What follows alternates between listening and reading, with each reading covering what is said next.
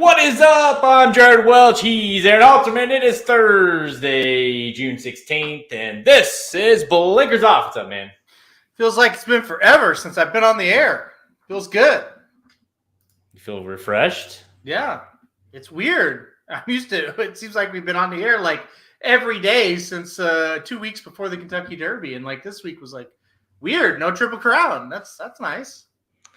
Yeah, it's I was talking to Magic earlier, and he was like, "Why does it feel like the Belmont was like 10 months ago?" And I was like, "Well, because I said, well, as soon as Mo Donegal won, we basically buried the Triple Crown and said, no, we're not even looking at this anymore."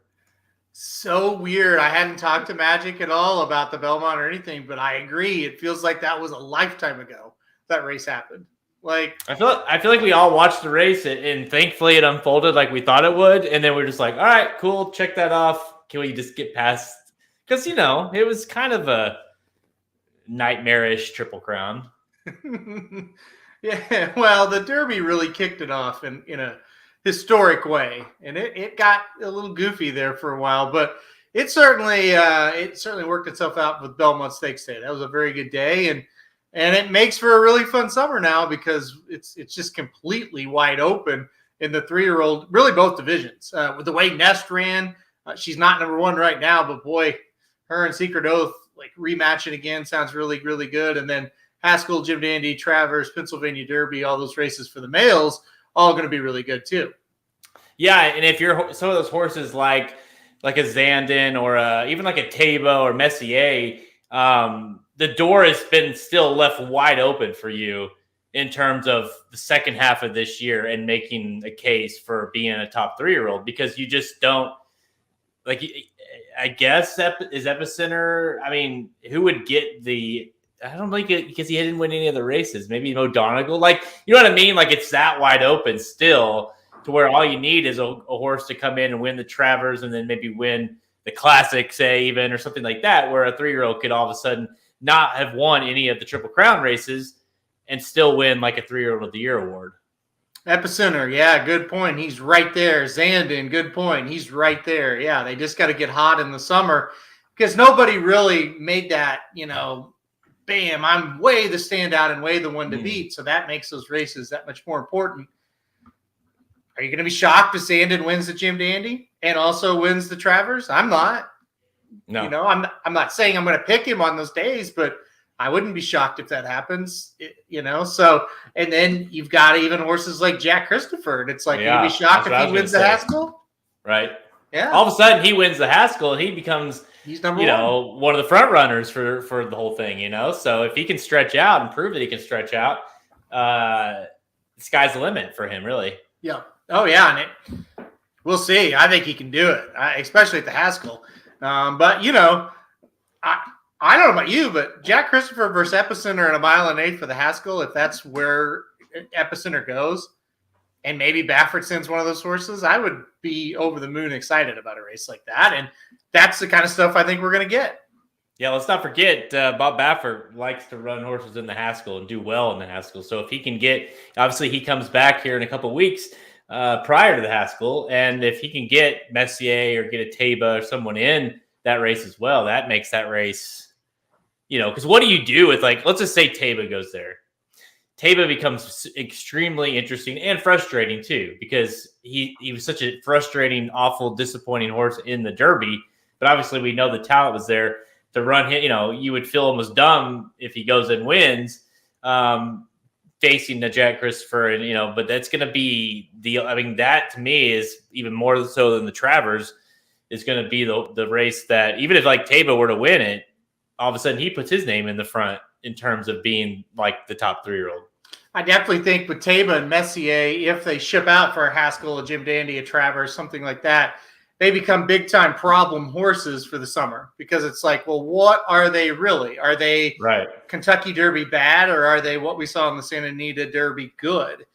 If they start in a place like the Shared Belief at Del Mar, it's a little different. They're probably going to win those races. But, yeah, if they come out for one of the big-time races on the East, what are they? We don't really know for sure. And they're going to be facing, now that we've went through the Triple Crown season and Jack Christopher as well, kind of 2 out of the 3 legs of his own sprinting instead of actually running in them. But what are they? And now they're really going to go up against established horses that we know are pretty good. So, yeah, it just throws a whole nother monkey wrench into it. And you said it best. I don't necessarily think either one, Table or Messier, are going to come back and really just be dominant the rest of the season. But if they are, they're right back in the discussion of this thing. And like I said, that's what makes the summer freaking awesome this year. Like, it is super exciting going into the summer.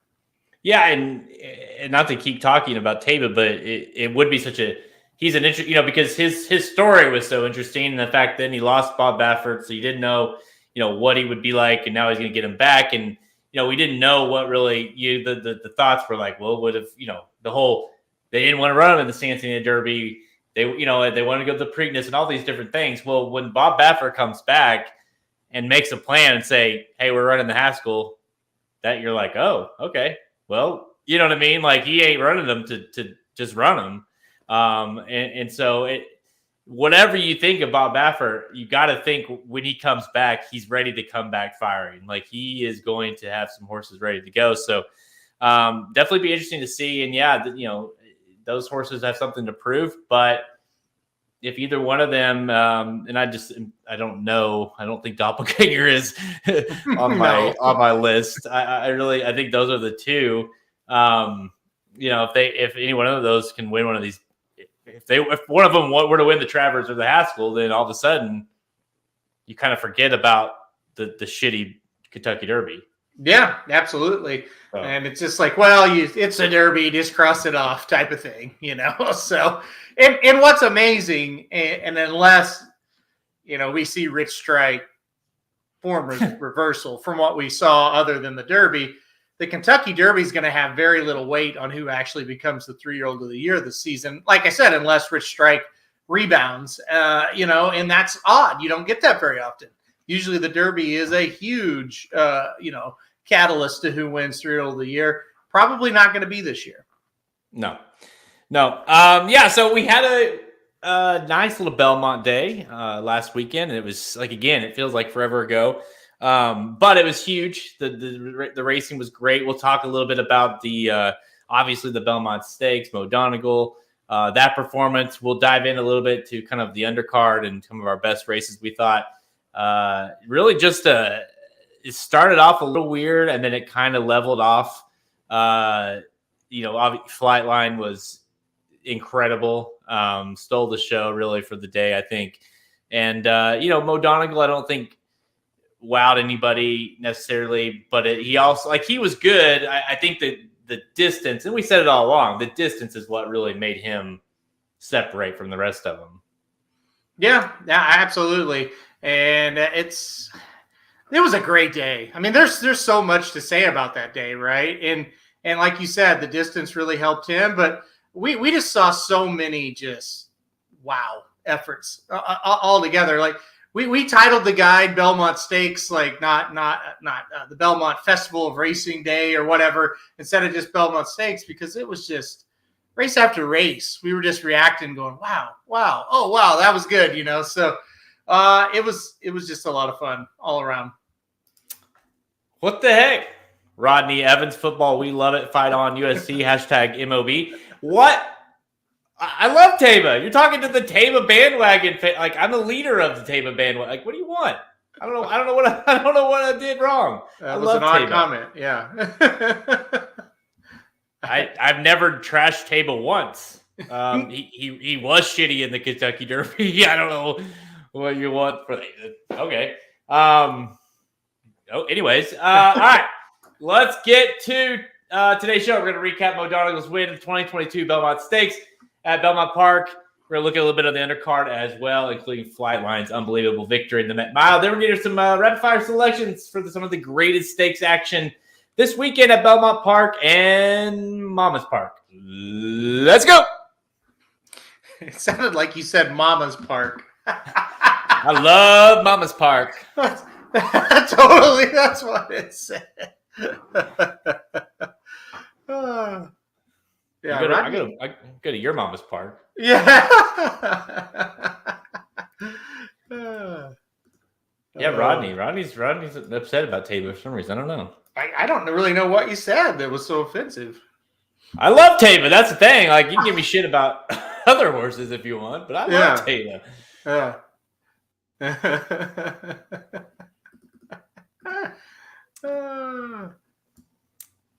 Your mom have a park, Dennis? Yeah. I wasn't going to say it. I'm back. I'm back for more. I love it. Oh, Lord.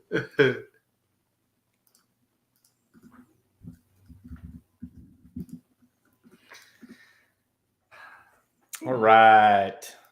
Let's do a little Belmont, and then we can just kind of, whatever you guys want to talk about on the undercard that stood out. Obviously, Flightline's an easy one, so we'll talk about that race as well. But really, let's just use this as a platform to kind of put I guess we're going to dig up a little bit of the Triple Crown, and then finally bury it after this one.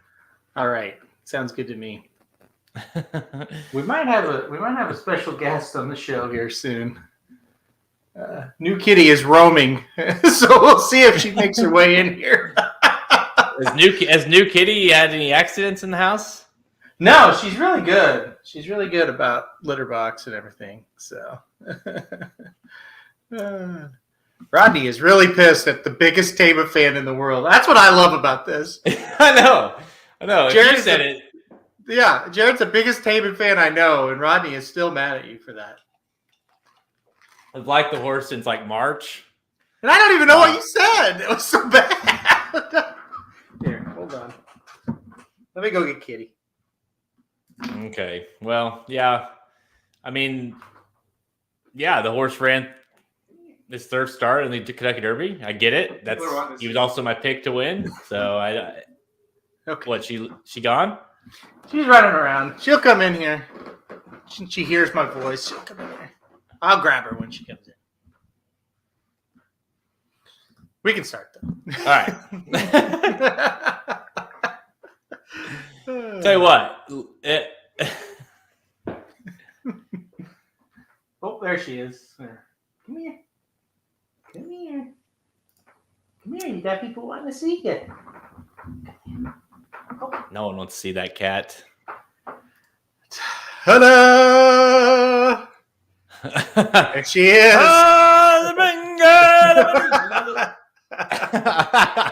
Yeah, Rodney, does this make you happier? Yeah, she's doing really, really good. She had her surgery yesterday, and she's bounced out of it great. And man, she looks so much better. Not that she looked bad, but her whole lip was completely gone, and her bottom lip, and you can see that bottom lip is back. I don't know if you could see the stitches on her there, but she looks terrified at the moment. She's really not. That's the thing. She's not. She's just cuddling, and so I think she's ready to get down now. So okay, we'll let you down. Go see your mom. Go on. There you go. Okay. just no, Shoddy. No. Don't. It's like the biggest pet peeve one of my biggest pet peeves is people that call themselves parents as they have cat, especially cat. I mean, come on. Yes, I do. I'm me and Magic, and actually Halterman's the only one of all the dudes that doesn't have kids. I have two little boys. Magic has a little boy. Slim has a boy and a girl. And Samich has a little girl. So we got a lot of dudes and dudettes running around, but Halterman has a kitty and a dog. That's right. Yes. Didn't ask for the kitty, but it's here. So oh, geez. She's been really good. Really, really good. I had cats growing up, and they were all kind of ornery. This one's really not. I think she's just thankful to be alive. So at least for now, until she gets spoiled by somebody. So I've never been a cat person, and then my parents just I guess it's been almost a year now, but got a random cat. I live out in the country. A cat showed up, and it's like the best damn cat I've ever been around. And I'm like, I kind of like this cat. He's chill, or she's chill, and she she goes out and does her thing, and then she comes in and she just lays it. You know what I mean? She's just a good, solid cat. Doesn't really, you can pet her and stuff, and she's not like a little pain in the ass, and goes outside and pees and poo. You know what I mean? Like they're 10 times easier than my damn dog, and so I'm like, I kind of like the cat. I've sort of. I'm not going to say I would, but if I had to get a cat, I wouldn't be totally upset with it. This one's really surprised me as well. When we found her, I'm like, oh boy. Well, when we found her, she looked bad, and I thought, don't even think about her because I don't know if she's going to make it. Like that's how bad she looked. And then, once she got going, a couple of days, she's been just really good, And it's like, dang, this is kind of a cool cat. So. Dennis says you can adopt him, and Shoddy said you can as well. So I don't know. Well, boy or girl, see, I would have all the bases covered.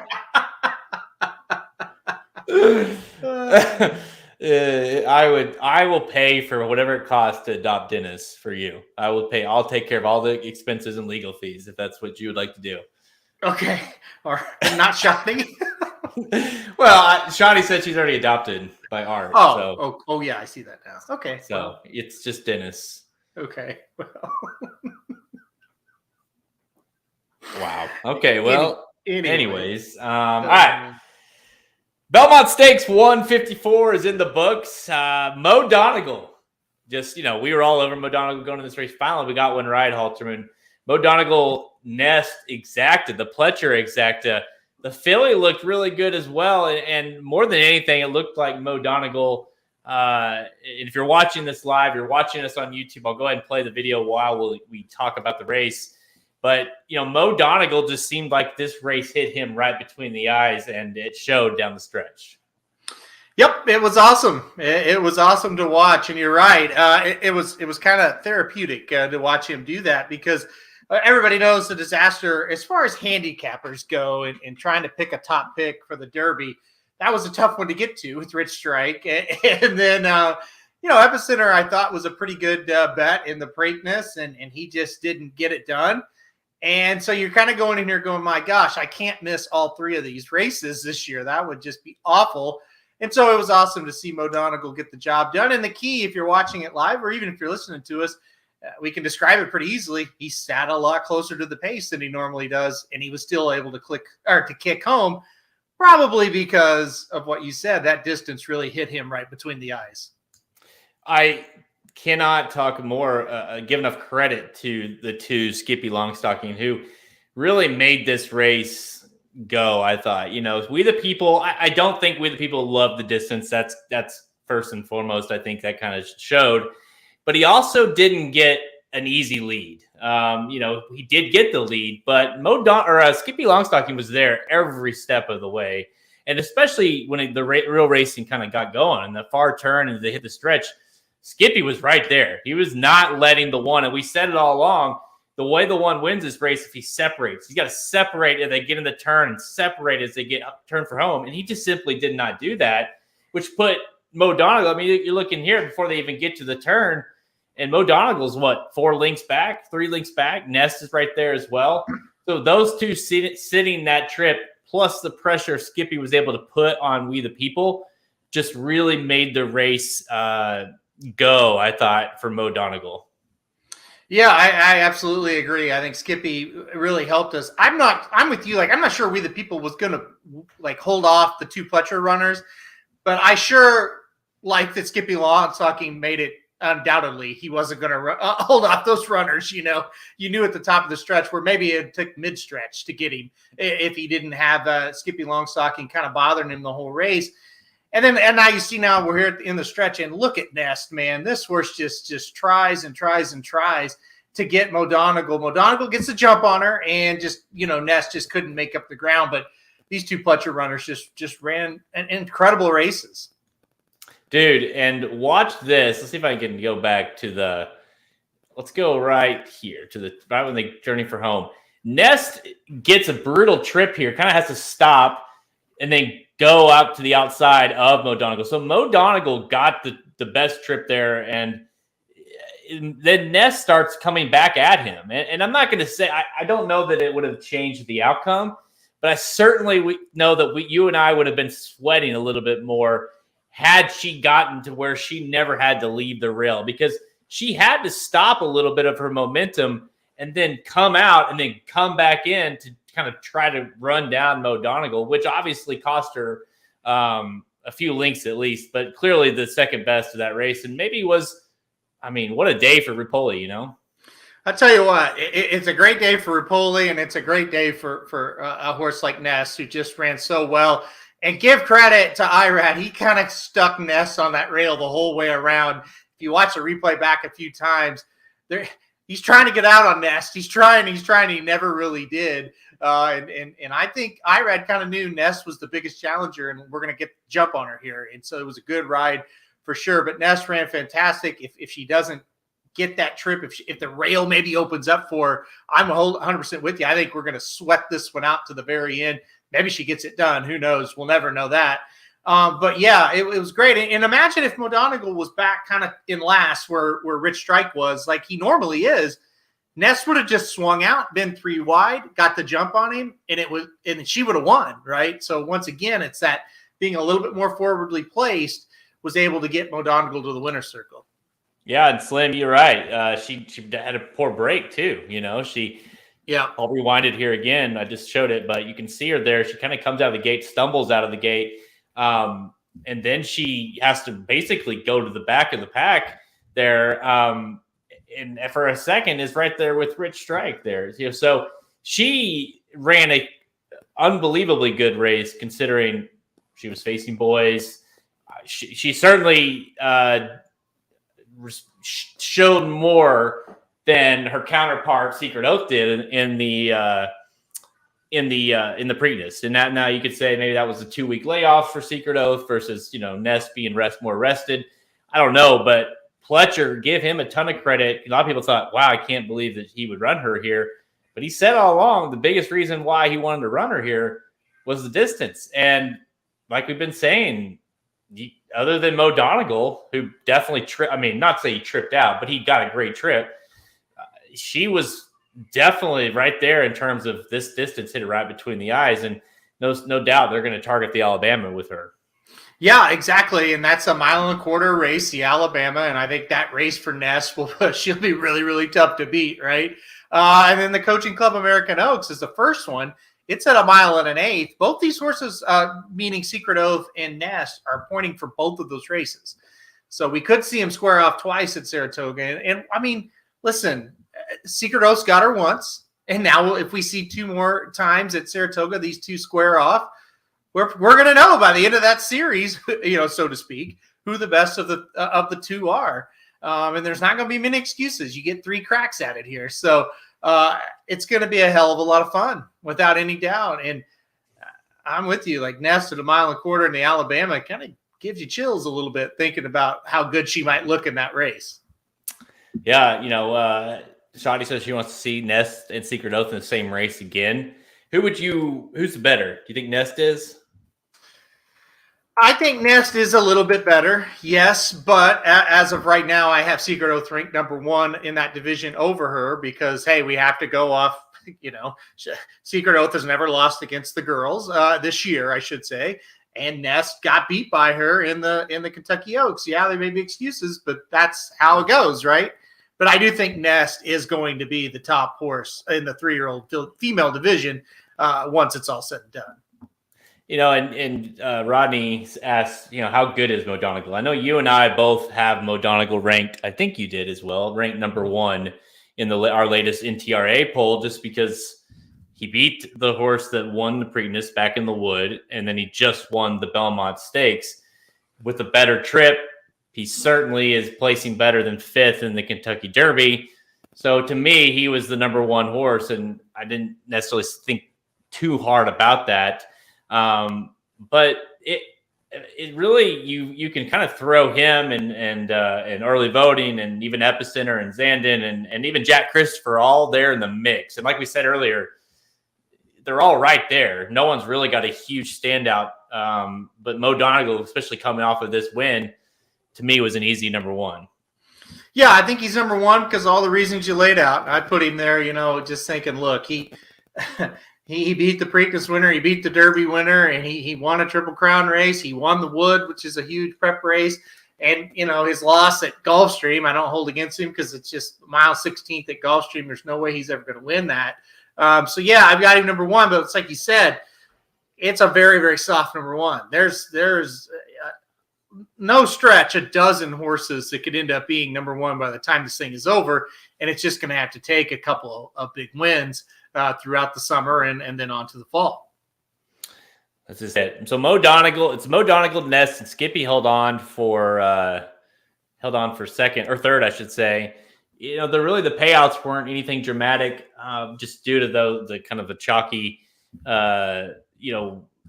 top two especially. But you and I were very adamant. We're saying we're playing this thing. If he's 5-2, that was what he was at morning line. We thought that was fair, and thankfully we got 5-2. So we thought, hey, he's the best horse in the race. We think he's going to win, and a win bet. So that was a hell of a payout, I thought, for 5-2 on a horse that I was very confident in. Yeah, no, and listen, I think it was a little bit, again, because of the rich strike factor. Those long shots were taking money again in the Belmont that shouldn't have been taking that much money, and it caused decent prices for all the other horses that actually had a legitimate shot to win. And I guess that'll be the end of that, right? I can't imagine there being carryover. Who knows? But once again, it happened. It just people are like, oh, that's a 20-1 shot, and I'm going to bet it, All right. So just so people can see there, Rich Strike was not in the top four, not top five. I think he finished sixth, I want to say, off the top of my head. What the hell do we? I mean, I get the Travers is the goal. They say, what is he? Did he prove that? Did he prove that the race in the Kentucky Derby was just an absolute and utter fluke, or do you think that there is any case that he can win another stakes down the road? He's not a horse I'm going to pick or bet on. Let's put it that way. Listen, I don't think it's impossible that he's going to win somewhere down the road. I don't think a race like the Travers is going to be it, right? Like, to me, I would, and I know, he won the Derby. You're not going to spot him in, the West Virginia Derby, but that's the kind of race where I think he can kind of compete in and maybe have a shot, right? But, yeah, a race like the Travers, I just don't think he's going to be able to do it. It's one of those things that the worst thing could happen. I mean, I hate to say it like that because he won the freaking Derby. Yeah. But now, like you said, he's going to be spotted in all the toughest races for the rest of the year because he is the Kentucky Derby winner. Exactly. And like I said, he really fits into kind of those Ohio's and Iowas and Indianas and West Virginia, Oklahomas. Listen, his connections are from Oklahoma. Maybe the Oklahoma Derby. Maybe he'll come there. That's the kind of races where I think he can win. But no matter what race he's in of stakes caliber, he's going to have a pretty decent pace up front, or he's always going to be pretty compromised. So it just depends on where he's spotted and how it kind of sets up. He's not one for me that I'm looking to play anytime soon unless he's in kind of one of those lesser races with a nice pace setup. I think he's better than the Belmont. I don't think he's as good as the Derby. How about that? I think he's kind of somewhere in the middle. It's kind of a, that kind of horse. Yeah. I thought it was funny. Dennis says he knew it wasn't real. Like the Reed was like, yeah, I guess he needs a rail. It's like they decided to literally the plans were to keep him off the rail now. And it's like, why? And so it just seemed like a total mess. And obviously you didn't have a super hot pace, although it was solid enough. If you're going to, you could have closed some, we've talked about this a lot where it's like, oh, the pace was good. Well, if you're a good enough horse, you didn't make any sort of run in the stretch there. And, for a horse that they said all along, that was the whole deal of skipping the Preakness, that we were running the Belmont because we like, that's the one we think he can, thrive in the most. And it was just a total disaster. Yeah. So. And that's, I don't understand. Well, I don't understand why you would keep a horse on the rail and then instruct them to take him off the rail. I mean, that was, I don't know. You explain that one to me. It's one of those things too, where it's like they, like almost like they won the Derby, and then you kind of, it's like anything. You start getting success with something, and you start overthinking it, right? And now instead of just like going out, the Derby, they had nothing to lose. They just were glad to be in the race. They didn't know they were in the race until 2 days before, right? Yep. So they just were in. And then you start overthinking everything. Should we run the Preakness? No, we're going to skip the Preakness. We're going to train to the Belmont. We got to do this. We got to do that. And it's just like, just let the horse do his thing, And so you kind of in one of those cases, not to say that I don't think that the rail had anything to do with him. Maybe costing fourth or third, maybe, I don't know. But he certainly isn't the horse. Like you said it best, the horse we saw in the Derby, that's not what he is. And he's probably a little bit better than we saw in the Belmont. Yep. All right.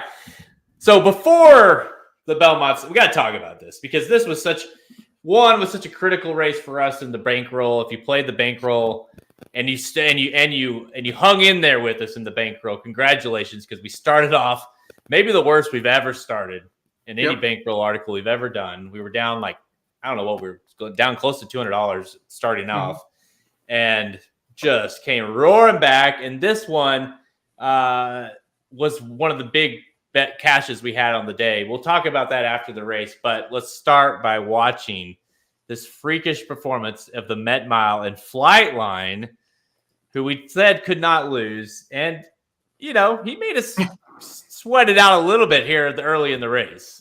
Yeah, he definitely did. He got cut off a couple times by Speaker's Corner, who made the right move there, as Flightline just didn't break very well. But, this is what a great horse can do. A great horse is not one-dimensional. And so right there, he got cut off again, and it's like, okay, it's clear we're not going to the lead. So how are we going to win this thing? And Flavian said, made the decision, all right, I'll get him out, put him in the two-path, stock here, and hopefully he comes with a run. And he did, because, like I said, a great horse is not just one-dimensional, and he showed that he can do this just as easy as well. Look how easy he's relaxing. Like, he's not tugging, pulling. He's just waiting for his cue. Bam, there he got it. Yeah. He ran like it didn't matter that there was a horse in front of him, and that's what professional horses do. Listen, this horse, they ran a 45 flat, which is nothing for him. Going longer for the first time, still one turn. But we still don't even know what this horse really is, because Flavian just, once he got him going, he never really does anything with him. He just rides him out. Yeah. Yeah, absolutely. Look at this. Yeah, it's effortless for this horse, and it's just an effortless performance. Look at him go, and Happy Saver, a really nice horse, and he just dusts him. Beautiful, just a hand ride all the way home. You can't see, but Flavian is peeking at the big board like every couple seconds, just to make sure Happy Saver's not making up any ground. Yeah, and this was, like you said, it's so interesting. Like, he obviously misses the break a little bit, gets cut off, boom. You're like, okay, Speaker's Corner is going to make him, like, that's a great move. He's going to, okay, but he's still clearly faster than Speaker's Corner, like we thought. Okay, he's going to go up the rail again and do it. Nope, gets cut off again. Another great move. Like, people want to criticize, the ride, but Alvarado knew, like, hey, if we're going to beat this horse, this is how we're going to do it. And Mott said before the race, like, we ain't giving up the lead. Like, just because there's a fast horse in this race, we're not going to change our tactics. And they didn't. So credit there. And from here, you just got to hope, if you're Speaker's Corner, those connections, that Flightline's one of those horses that needed the lead, and he's going to kind of quit because he didn't get it. And that was not the case. You knew this race was over right here. And honestly, not only did you know the race was over right here, but when you start looking at Happy Saver, you kind of think, because we had the exacta, but we had the exacta Flightline over Happy Saver and Aloha West. We're like, we're going to hit this, because the way the race unfolded was exactly how you needed to play it. Yeah, I see some people saying, well, maybe Speaker's Corner was overrated. And no, that's not it. It's what happens is, when a horse is used to dominating, like Speaker's Corner has been doing, and then he gets past like he's standing still, they get discouraged. They're just like humans. If you're a great player and you have been just dominating the competition, and then you get up against somebody that's a little better than you, you kind of melt down. And that's what Speaker's Corner did. He got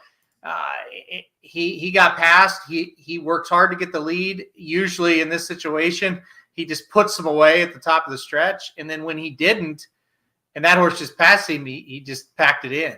And that's what happens. And that's why we played it like we did, because that was the assumption. And like we said on the show last week, if you believe Speaker's Corner can get the lead and frustrate Flightline, then play it that way. It take Flightline out of the equation. Our belief was this was happen. What happened was going to happen. But that's the only way you could play it. Put one of the big favorites on top and then one of the longer prices in second for the exacta. Yeah, I honestly was so proud of this wager. And, we had talked about playing a win bet. Obviously, at one point it was 4-5. We're like, oh, man, we should have done that.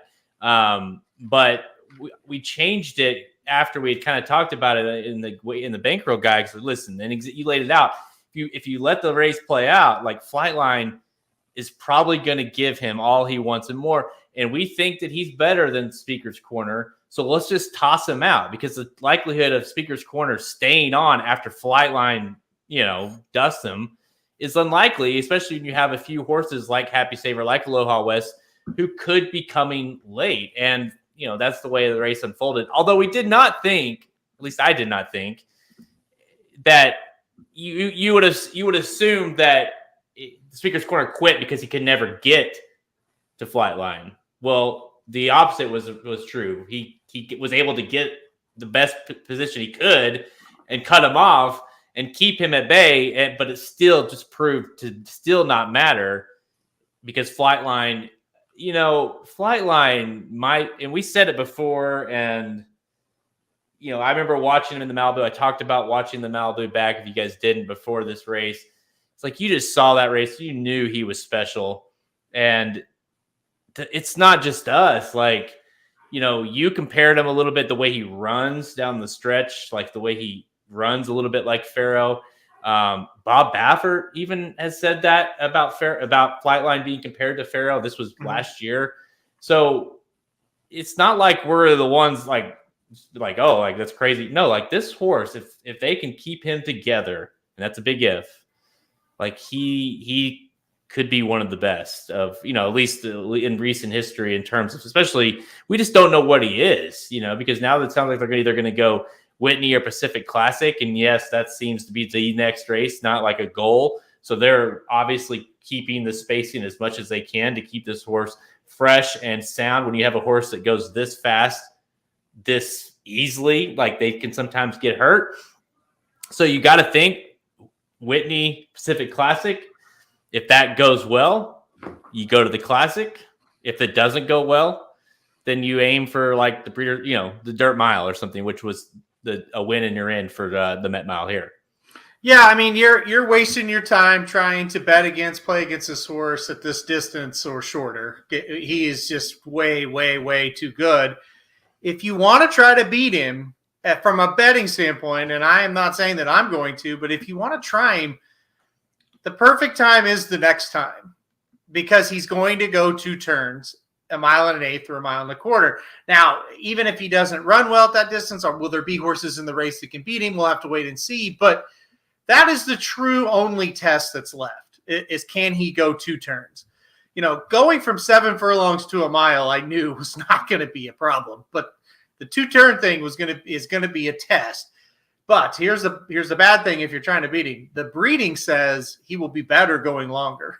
So with his natural ability and his natural speed, I don't know how you're going to beat him unless he just literally cannot get the distance and hates it. So we'll see. We'll see if he could be challenged going 2 turns. That's the next test.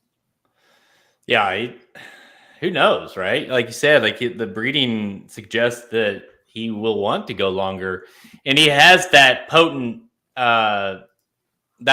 combo of speed and he showed it here, even though that wasn't necessarily what he wanted to do, which was a big test too, because a lot of times in races, especially when you see a horse, even though he did win the Malibu, this was a huge step up for him. And when you see a horse kind of get things, a little bit of adversity, they quit. They don't run, if they're not like the real deal, like they need the lead or they need that perfect setup or whatever. And so he had a little bit of adversity. You know, they asked Sadler what he thought at the beginning of the race. He's like, I wanted to throw up. Like, just because that was never an ideal situation. And so you don't really know how good this horse is. But at the same time, there's nothing to suggest that he can't thrive going longer because, like I said, he has that ability to, one, just put you away, kind of a la like Knicks Go, but faster. He's faster than Knicks Go. And he can do that, whereas we saw with Knicks Go, where if you go with him, you're screwed. And if you let him go, you're also screwed, right? So he's got that factor. And then he showed us in the Met Mile, if there is a speaker's corner, if there is somebody that's like, hey, I'm not letting this horse go out on its own, he got a lesson. He got a lesson in the Met Mile, and he can sit off of it and then save that, because they were going slow. I mean, speaker's corner ran 45 flat. So if you're going to get to the lead, look what happened to Speaker. Like, you damned if you don't. So he just possesses this ultra ability to have, like, basically run horses into the ground or let other horses run themselves in the ground trying to keep up with him. Yeah, absolutely. Absolutely well put. And Greg points out Hot Rod Charlie could be the challenge or a possible challenger, and he's back this weekend at Monmouth. We'll talk about him in a minute. But yeah, I mean, that's the horses that he'll have to beat going 2 turns. Those types. Hot Rod Charlie certainly looks like one. Maybe a Mandaloon. Maybe a Life is Good if he goes to the Whitney. So those are the ones he'll have to beat. He should be able to do that, and he absolutely will do it if he can run as well around 2 turns as he showed in his 1-turn races. So the question mark will just certainly be, can he get the 2 turns? If he can, he will handle horses like Hot Rod Charlie. And that's not a knock on Hot Rod Charlie. That's just what it is. I mean, Speaker's Corner, my goodness, he's the best horse in this country by far going a mile until last Saturday, right? Yeah. And then he wasn't even close. So Hot Rod Charlie, nice horse, but I don't know that he can match up with the Flightline. We'll just have to see, though, how he handles that stretch out. You never know until they do it. Yeah, and then, what about, Life is Good? Like, if we ever see him again, but, obviously he possesses a major ability to go fast, and depending on what they kind of do with him, who knows if the Classic is still kind of the goal there, but if they do match up, you talk about, speed of speed, those 2 horses battling out would be epic. Those 2 in the Whitney, that would be a special race if we got Flightline and Life is Good at 1 1/8. Jeez. I don't know what I don't know what I would do. It would be unbelievable. Let's root for it. I mean, who do you think is just, I know you don't know, but who do you think is the better horse? Flightline? Yeah, I think he's a little bit better. Yeah, I do. But this Life is Good is really freaky. And guys, he absolutely murdered Knicks Go in the Pegasus. They were in a completely different stratosphere. But I think Flightline might be a little bit better. It would be close. So, and again, what did Dubai take out of him, right? Like, he did not run very well over there. Will he come back the same? All those kind of questions. Where I'm with you, like you said it, Flightline's kind of like Matoli. If he's entered, just pick him, right? Mm-hmm. Because Matoli kind of had issues, not major issues, but just kind of keeping together and staying on the track for long periods of time. When they're entering him, just pick him. He's not going to lose. Right, because if he's in, they obviously think he's good enough. And let's be fair, like, the Met Mile is definitely a stallion making race, and so he's got that. He's got that check big time. So they're going to be careful with him and where they want to go. And you imagine a Met Mile. I mean, I don't know off the top of my head who's the last Met Mile Classic horse. You know what I mean? Like, has there been because Dixco he won the Breeders' Cup Classic, but he lost in the Met Mile. Yeah. Like, that would be, if you win the Met Mile and the Breeders' Cup Classic and say whatever in between, if he runs in the Whitney or runs in the Pacific Classic, I mean, you're locking up Horse of the Year. Yeah, I'm trying to think right now. Yeah, there's no question about that. I mean, if he wins a Breeders' Cup Classic, doesn't really matter what he does between now and then. He's going to make it a horse of the year. Man, I can't think of one. I'm surely we're forgetting. It's got to be someone that. Yeah, Let's look here. Frosted won, but he did not win the Breeders' Cup Classic. I'm trying to think of the past winners of the race. Honor Code. Silver State, Vacoma, Matoli, B Jersey, More Spirit, Frosted, Honor Code, Palace Malice, Shackleford, Tisway, Quality Road, Ghost Sapper. Didn't Ghost Sapper win the class there? Ghost Sapper. That'd be the last one, and they've been calling this horse Mini Ghost Sapper. So how interesting is that? So the last horse to do it was Ghost Sapper, and and maybe he's the next one, the Mini Ghost. So yeah, it's it's a feat that we don't see, and not only that, you don't see it tried that often either. So because a lot of times the Met Mile is they're going to be more miler type horses. So yeah, the sky's the limit for Flightline. Can't wait to see him back. Real quickly, talk about when it comes to the bankroll. If people don't know what that is, or what they, what was the catalyst? What was the kind of the moral of the story? Staying aligned with the plan. I think there's a big lesson to be learned on Saturday.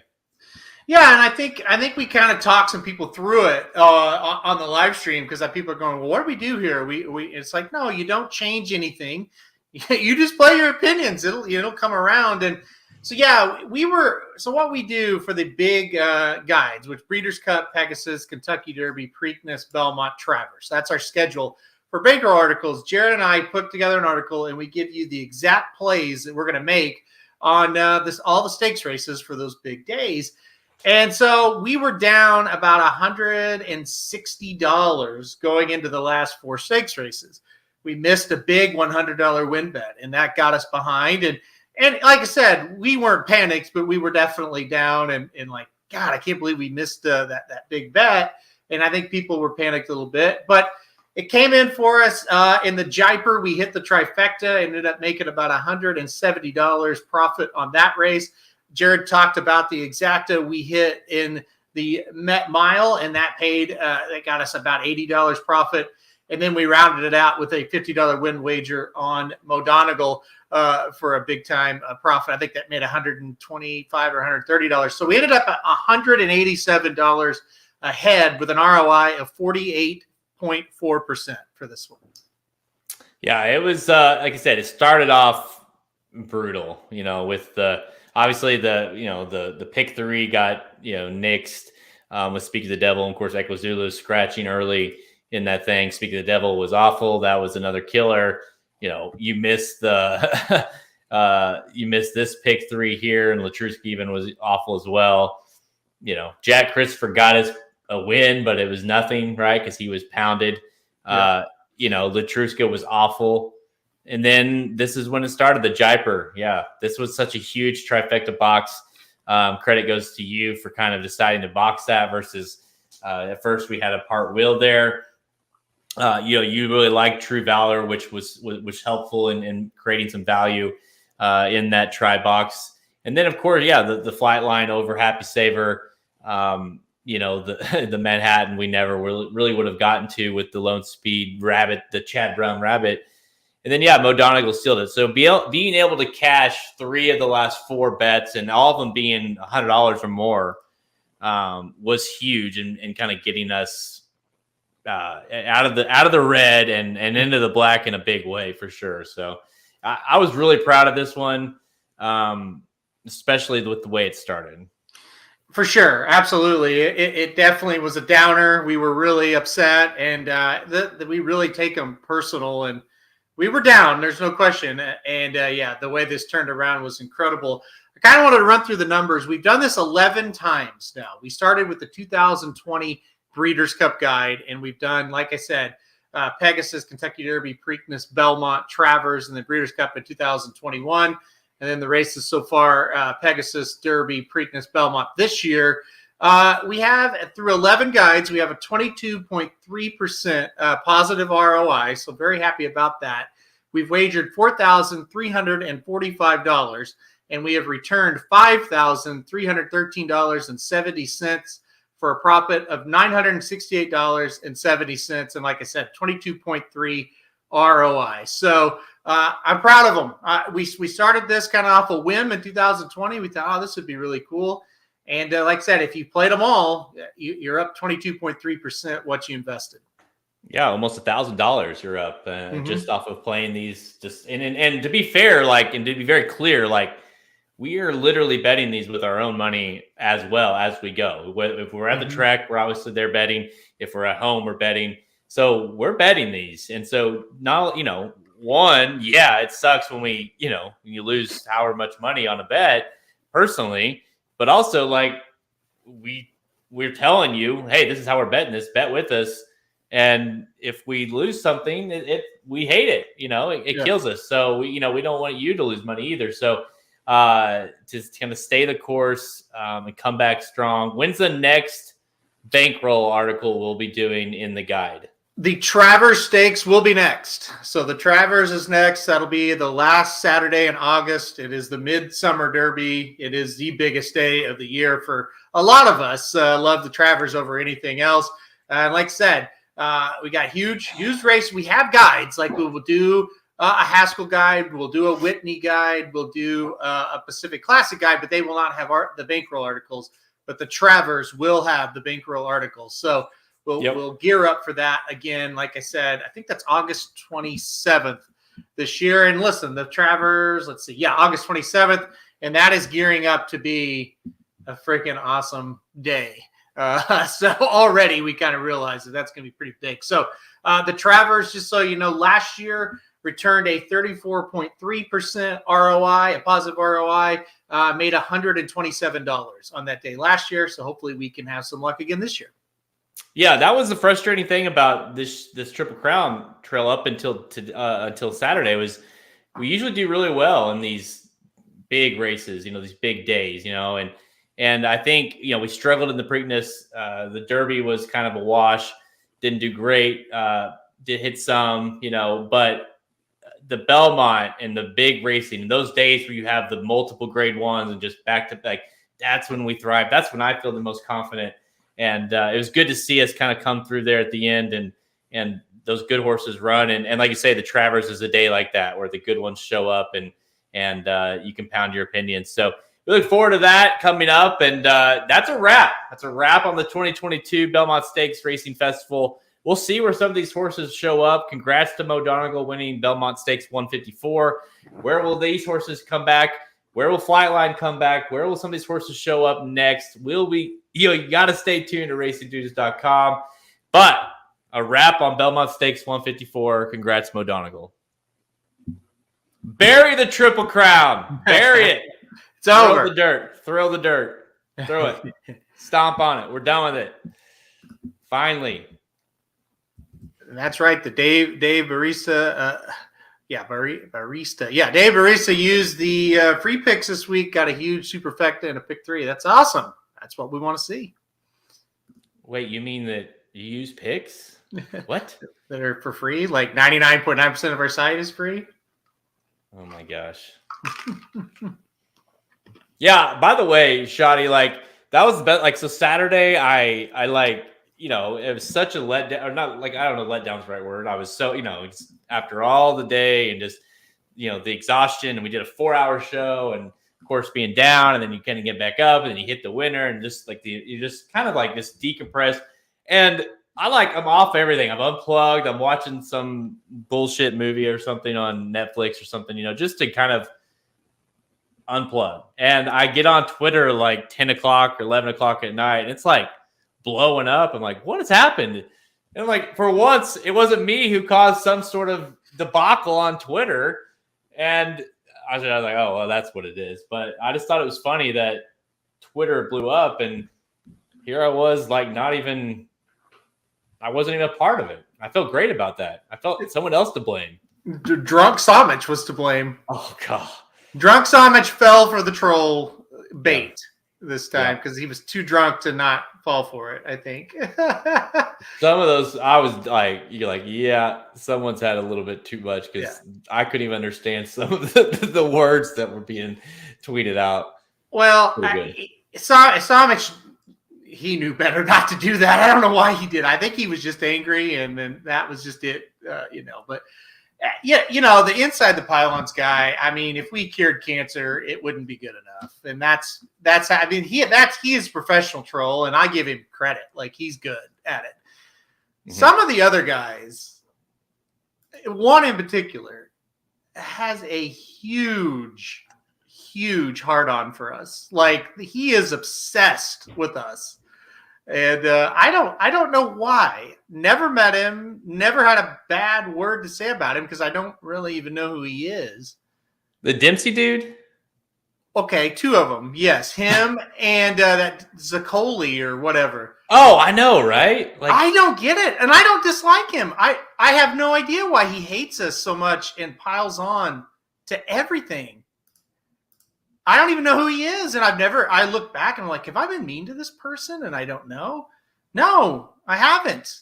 Like I know he tweeted once, hey, I paid off we finally paid off our student loans, and I said, hey, congratulations. And then the next day he's on us again, and I'm just like, I don't.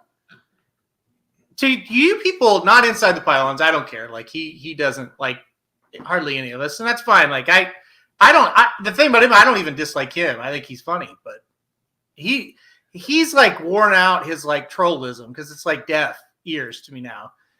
But yeah, that Dempsey dude and Zaccoli, if you're listening, you probably are. I don't know what I did to you or what any of us did to you, but I'm sorry. Like I don't get it. I don't get it. It's the thing, like they're watching, and it's like, what have we ever said or done?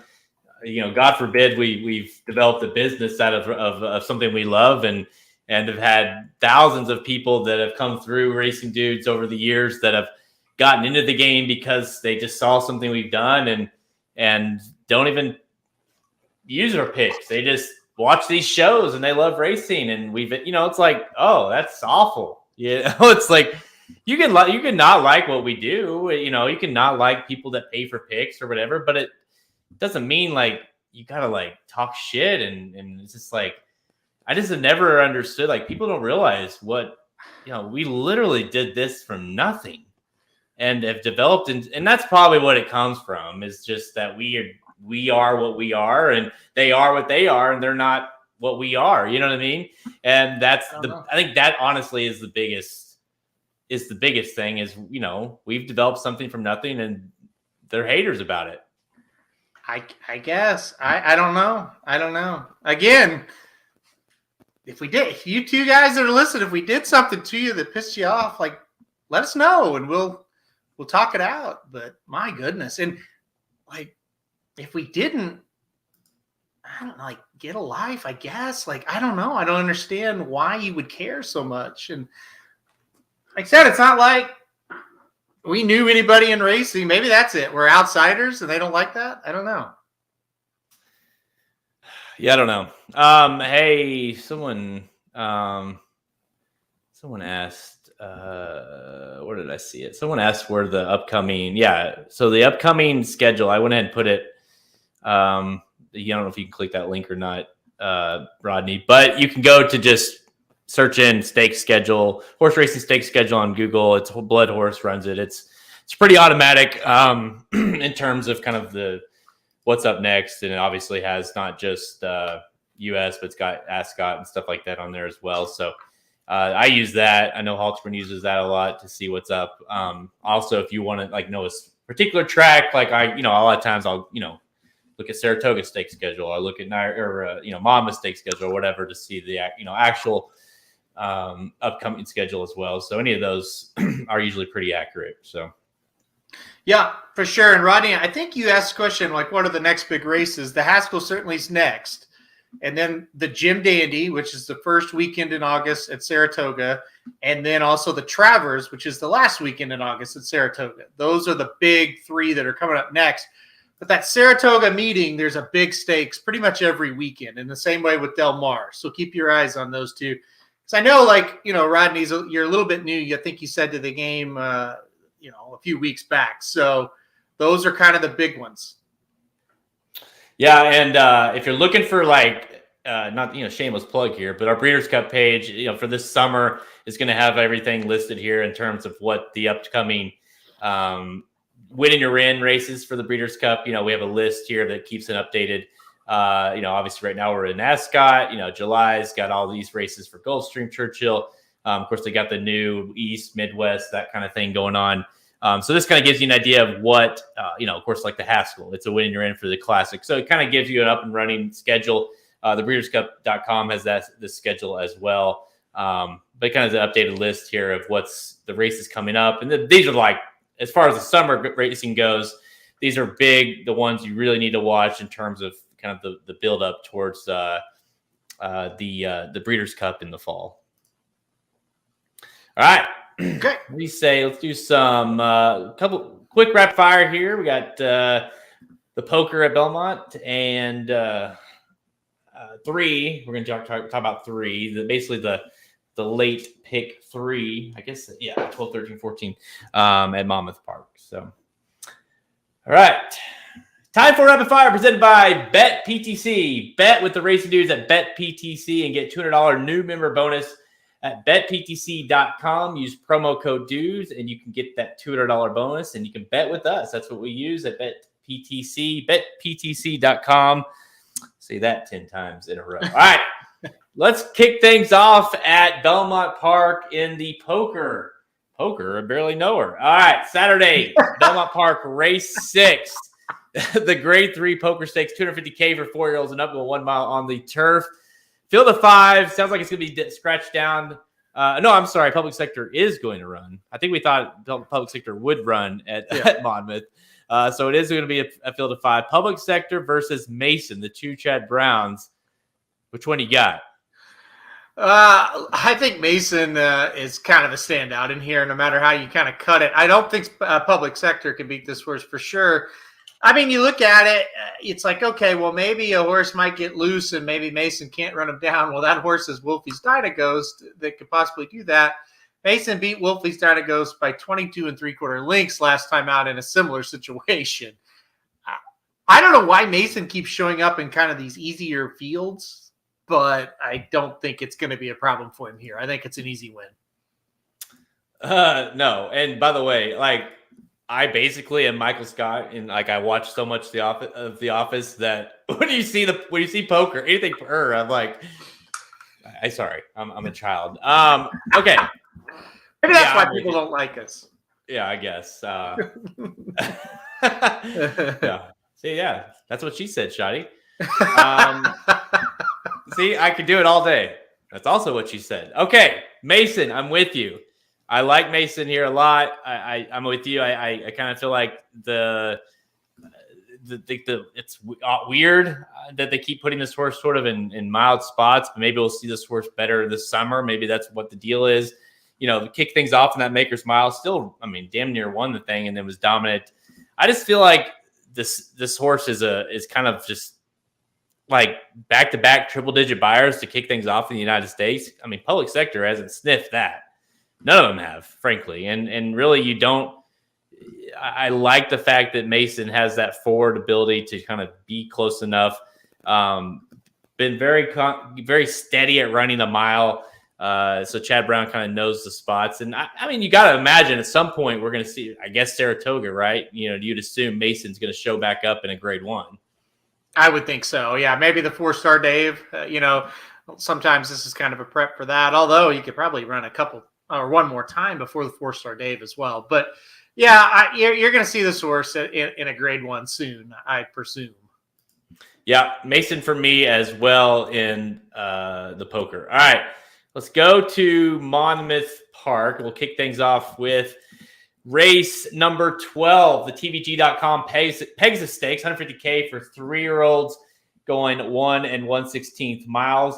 Top 2 finishers receive a free entry and start fees to the 2022 Haskell Stakes on July 23rd. So it is a quote-unquote Haskell prep. We don't have really any legit Haskell threats, I don't think. I just did the preview for this race. Be available at racingdudes.com or on our YouTube page, Racing Dudes on YouTube.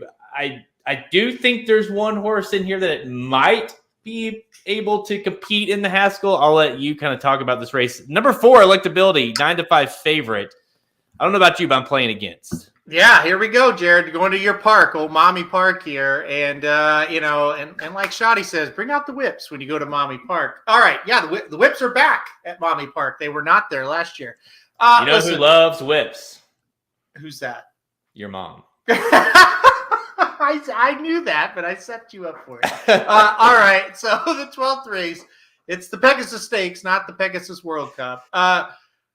I listened to the Magic Mike show earlier, and there was a lot of hate for number 4, Electability. That's my top pick. I don't know. I mean, listen, obviously, it wasn't very good last time out. Got beat by 10, but who's in this race that's any good? I mean, this was kind of a who's who of who's not very good. So I'm going to go Electability on top here. I know they kind of liked Homebrew a little bit, but if you remember, Jared, Homebrew comes out of that Oaklawn Stakes race. You remember how much we kind of made fun of that race when it happened? Mm-hmm. Now, Homebrew did win and won kind of easily. So that's good. But I'm going to take a shot with Electability on top.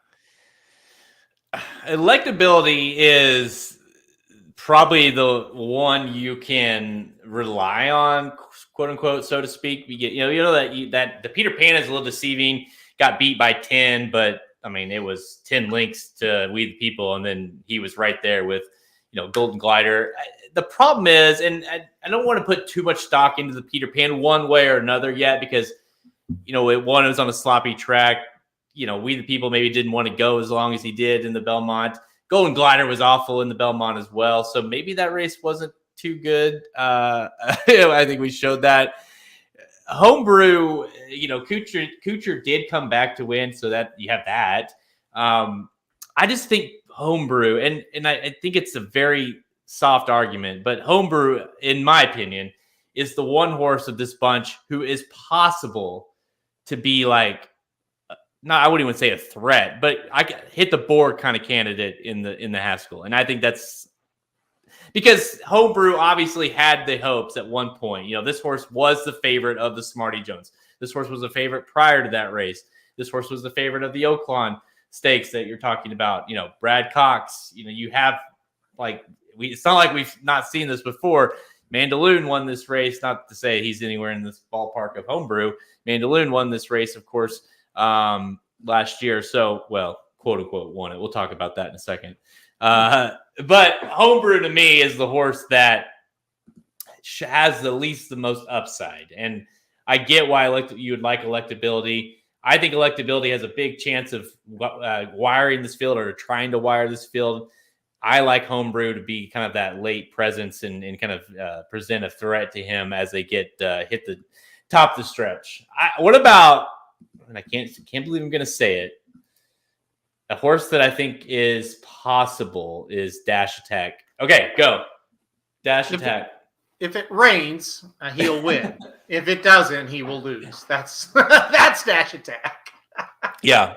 To be fair, you're told he's like his first 2 career starts, winners, including the Smarty Jones, both on sloppy. Awful in the Southwest, awful in the Rebel, awful in Lexington, all on fast tracks, and then at Monmouth. Here's where this track or this race will be ran. He wins, but guess what? It was sloppy. So unless McPeak can get like the hose out there real quick before the race, I think it's going to be hot. Yeah. It seems unlikely, but you can at least say this is probably one of the softer fields he's faced in a while. So I think it's possible, although unlikely. I won't be using him on top, but I think he could hit the board. I mean, that's fair that he could hit the board, but it's going to be tough for him. And I've never seen one quite like it. If it's sloppy, he wins, and if it's not, he's nowhere to be found. Like, it is really hit or miss with him. All right, I'm on number 2, Homebrew. You've got number 4, Electability. All right, let's go to the next one here. Race 13, the Monmouth Stakes, Grade 3 with 150K for 3-year-olds and up. Going 1 1/8 miles on the turf. So this is a tough one, dude. This is, field of 12 on the turf. And look who shows up. Look who shows his face. This is like the talk of the Magic Mike show earlier. Number 2, Tax. Tax shows up on the turf after I think we all thought he was way long gone. I still think Tax won. Can you please play that again? I still think Tax won.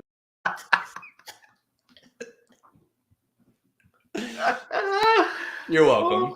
Oh, I didn't see that coming. By the way, that was a picture from the Jim Dandy when Tax did win. I still think Tax won. Okay, go ahead. Okay, so all right. Well, he's trying turf today. Look.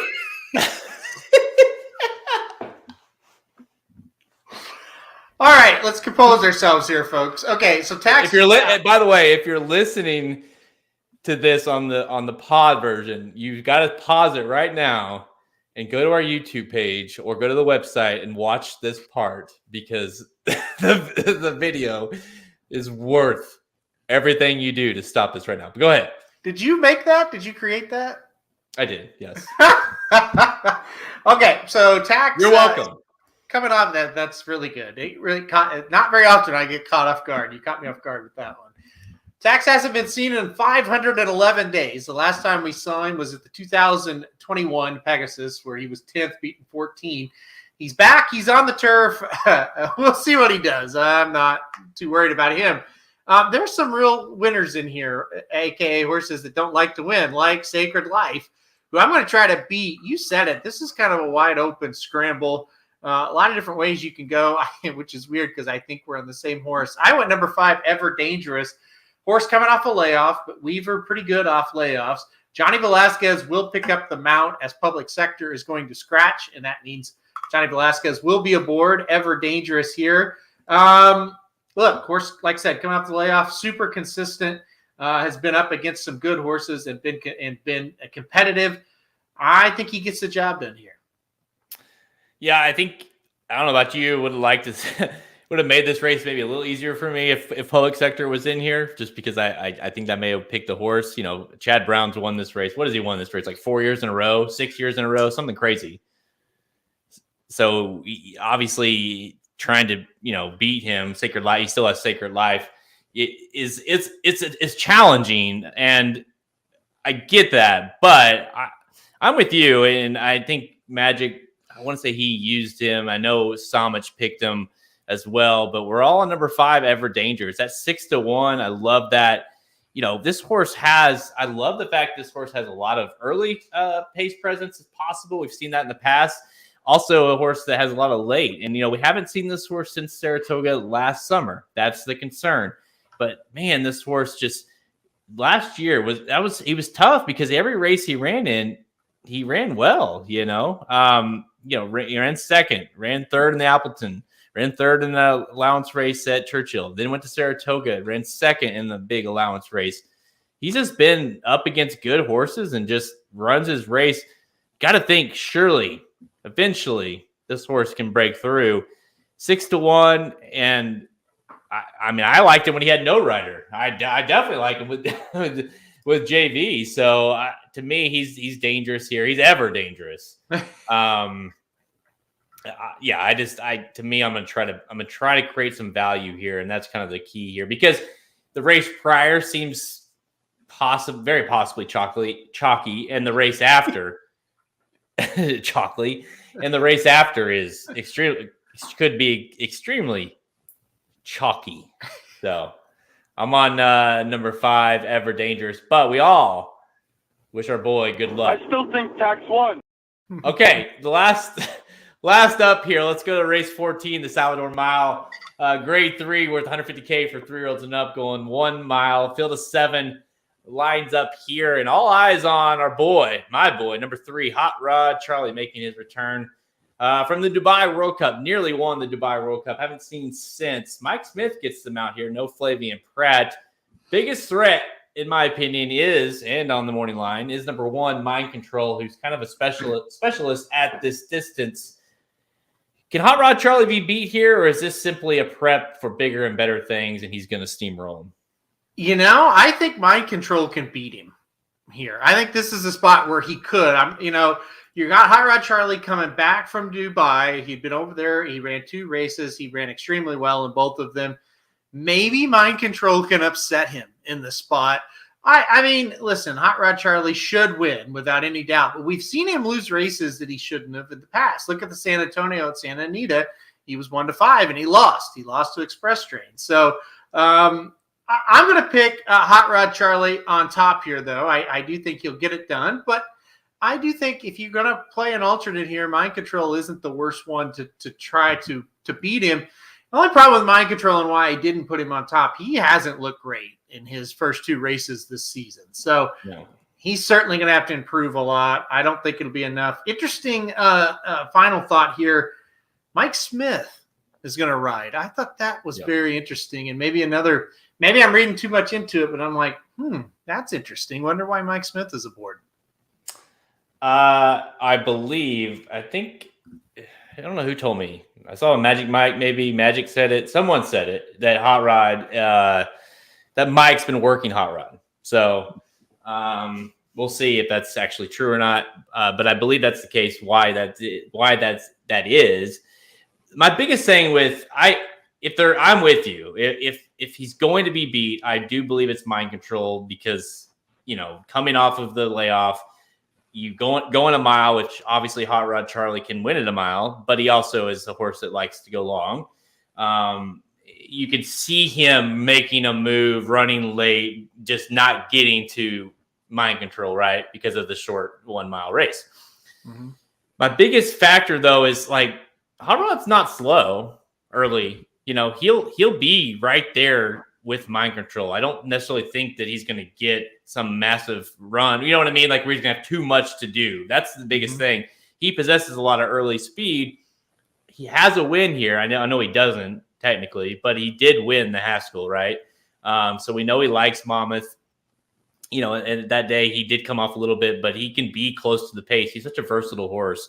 So I don't suppose Mike Smith is going to give him too much to do. Unless Mind Control absolutely freaks, I think he'll be right there. So that's the biggest reason. I think it's one of those races where you either are singling Hot Rod, you have to, or you're simply playing against him, because you either single Hot Rod and you're playing a very high value, pick 4 or whatever the case may be, or you're just simply not using them. And I think Magic Samich, not to give a spoiler, but Samich did something to that effect because it makes no sense to use him unless you're really pounding that pick 4, pick 3, or whatever. Mm-hmm. Yeah, absolutely. You either try to create value and think, well, we can beat him because it's Mike Smith and he's coming back from Dubai, or you just single him and move on.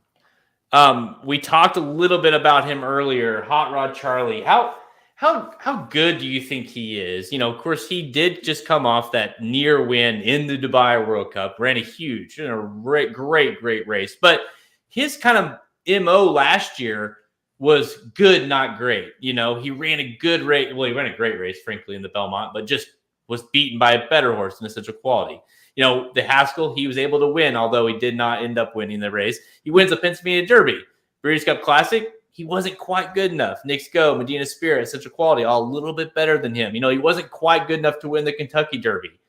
San Antonio, he wasn't quite good enough to win there. So how good is he? Can he turn into a legit classic type horse? Or do you think he kind of is what he is, good, not great?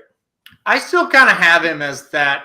I'll maybe play him in third in a race like the classic type, right? Say he goes up against a Flightline and Life is Good. I don't think that he can beat them. That's where I'm at with it. But I do think he is he's very, very solid. He's certainly one I'd like to own. I'll tell you that, man. He just shows up and runs well every time. But he has to prove that he can beat a really, really good horse before we put him in the category of, hey, I think he's going to win the classic today. he's going to get some opportunities, and he ran well over Dubai. Give him a ton of credit.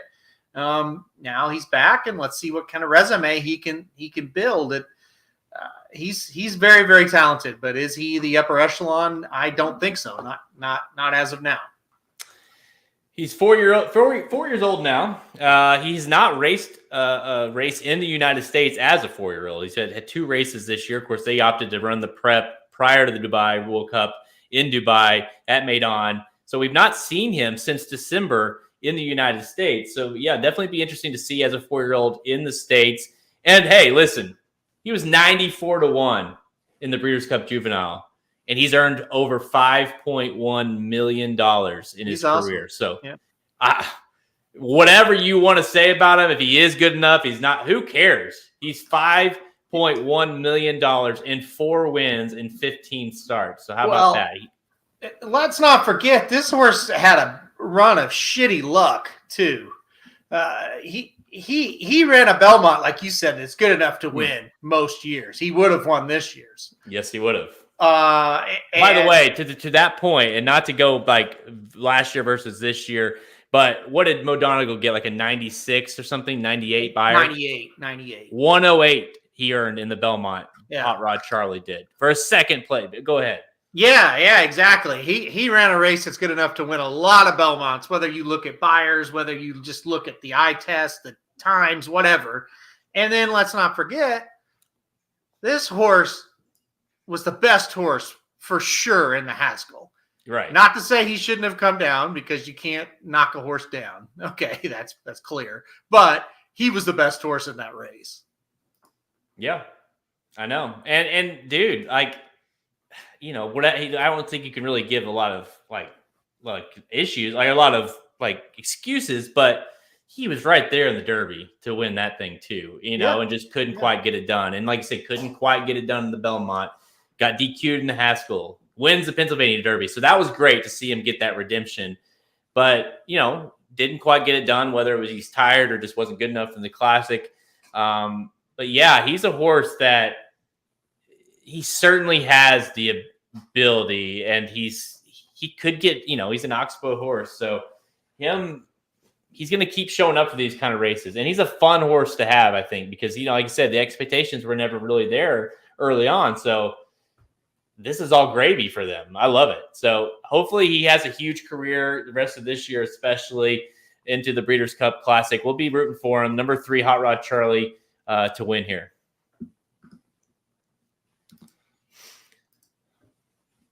Yeah, Dave, he is versatile. That's the thing about him, is that he's such a cool horse because, like when he's been asked to do certain things, he's done it. In Louisiana Derby, they said, Rosario was like, hey, let's just take it to him. And they did, and it worked.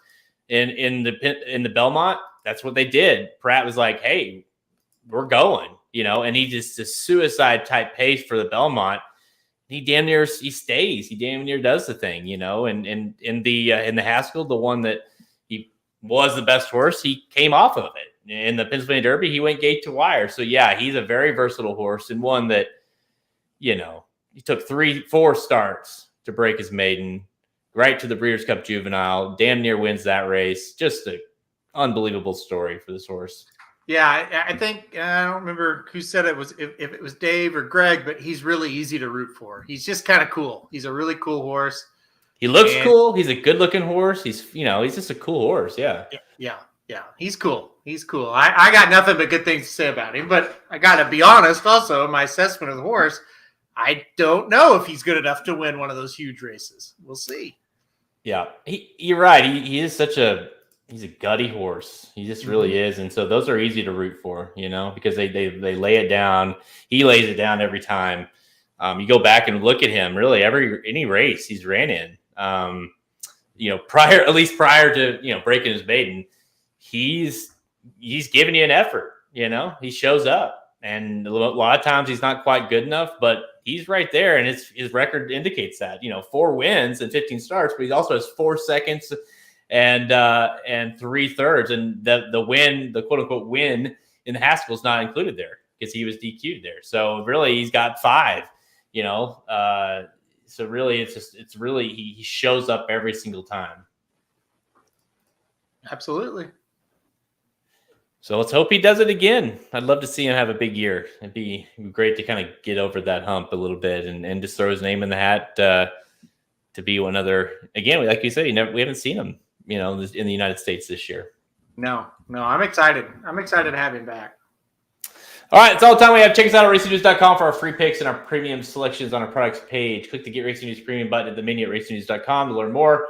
Remember, we are your destination site for all free horse racing picks to all the major horse racing tracks. We're on Twitter at @racing_dudes, Instagram and Facebook. You can check out all episodes of Blinkers Off by visiting our podcast page at the website at racingnews.com, Apple Podcasts, Spotify, all the places you listen to podcasts. We are on there, including YouTube. So just go to youtube.com/racingdudes or just search for Racing Dudes on YouTube.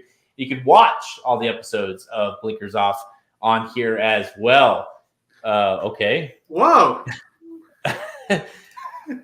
He just does what he wants. There. What's up, Slim? I just want to tell everyone, check out on the Racing Dudes YouTube channel tomorrow morning, 9 a.m. My interview with Chad Brown premieres. So check that out. We go through all of the horses from the Belmont Stakes Racing Festival.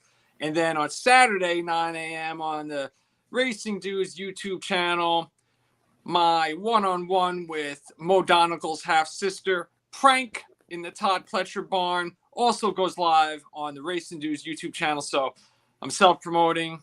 Peace. Hey, what did Chad Brown have to say about? Give us a little bit of a little spoiler, maybe, of what they can look for. Like, what are some of the horses you talked about? Jack Christopher, Haskell, going to be sick. Zandon, Jim Dandy, and then we don't know where early voting is going to go. And I asked him, what do you think about early voting with that early speed versus Jack Christopher? And you're going to have to tune in to hear what he says about them matching up against each other. I don't want to. That's that. I gave you a little bit of a spoiler alert, but tune in to hear what Chad says about those two facing off, because that's a concern for me. Nice shirt, by the way. Well done. Thanks for representing. All right. All right, Slim. As always, it's great to have you. And by the way, it's great to have knowing you're on the backside of Saratoga is just it warms my heart. So we're so glad. Yes. Yeah, I'll get Very out nice. there. Whoever you want me to interview, let me know, and I'll get out there and try to track them down. I was gonna go try to interview Tax, but I wasn't 100% sure if Danny Gargan was gonna be there. I should have just went and saw. I still think Tax won. Well, for people that don't know, that is Slim's dad, by the way. Yeah. So that's my dad. I was gonna take him for Father's Day to meet Tax, but I don't know. It all kind of got messed up, and I interviewed Chad Brown instead, which will probably get more views than Tax. So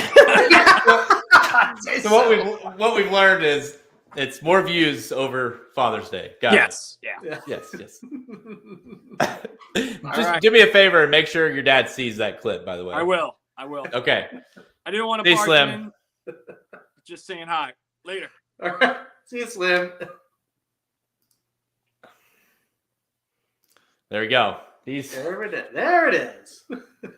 Giving him a password to StreamYard has been both great and a disaster at the same time. So There's Slim. I was like, I saw him pop up and uh-oh. You never know. It's like as I can only remember from back when I was younger watching it, but I'm sure you watching wrestling now these days, it's like it reminds you of like just something's going on, the people are talking in the ring, and all of a sudden it's like the music comes on, you're like, uh-oh. And you know the music, right? You're like, oh shit, it's Slim, He needs entrance music. Yes. Dude, he needs entrance music. Can you imagine if all of a sudden we're just like a talk closing out, you just hear the, whatever his didn't Ryan do a Slim? Ooh, yeah, he does. I don't know if we have it saved though. Oh man, we need to get that on here. Yeah. He was outstanding trackside. Very good. He was so good that I want to be with him the next time he's at the track, just to watch it. I mean, I wouldn't even come on, just let him do the coverage, but just to watch it. He did break the news of the Rich Strike diarrhea. That's right. That's right.